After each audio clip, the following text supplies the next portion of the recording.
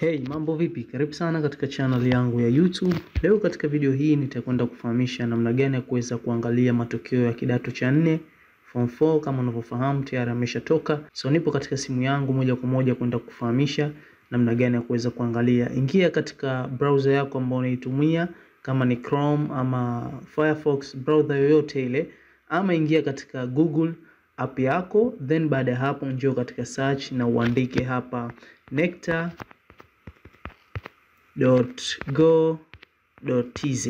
Okay, hii ni official site ya Necta wenyewe, ndipo ambapo utayakuta matokeo kwa usahihi zaidi na hakuna danganya.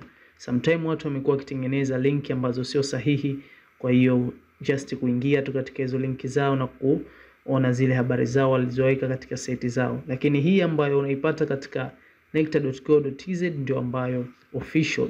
Kwa utashusha chini katika sehemu hii ya news, utakuja utaingia hapa katika matokeo ya kidato cha 4. Kama unavyoona yametoka tarehe 25, lakini bado kuna watu ambao wanapata tabu namna gani ya kuweza kuangalia matokeo.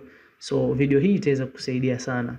Then utaklik hapo, na kama unavyoona haya hapa matokeo yamekuja kwa haraka zaidi na very simple, just ni hatua chache tu hadi kufika hapa.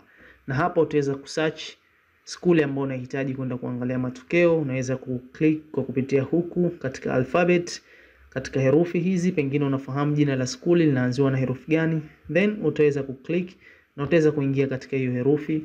Vile vile una uwezo wa kuchagua hapa ukachagua, mfano mimi nahitaji kuingia katika skuli mojawapo hapa ambao ni hizi ni center, vituo hivi ambavyo vimefunguka hapa, lakini nikichagua herufi ya A zitakuja skuli zote ambazo zinaanza na alfabet ya A, na mimi nitachagua mfano skuli mojawapo hapa. Nitachukua hii Al-Falah Muslim Secondary School, click hapa, na kama unavyoona matokeo haya hapa yamekuja, na hapo utakuwa na uwezo kuona matokeo ya hiyo skuli husika ambao umeichagua, na utaweza kuangalia kama una mwanao na ndugu yako ambaye amefanya mtihani na namba yake unaifahamu, basi utaweza kumuona hapa na result zake na kuweza kujiridhisha. Nadhani umeweza kunielewa namna gani ya kuweza kuangalia matokeo kwa haraka zaidi kwa kupitia tu simu yako mkononi. So asante sana, tukutane katika video ambayo itafuata.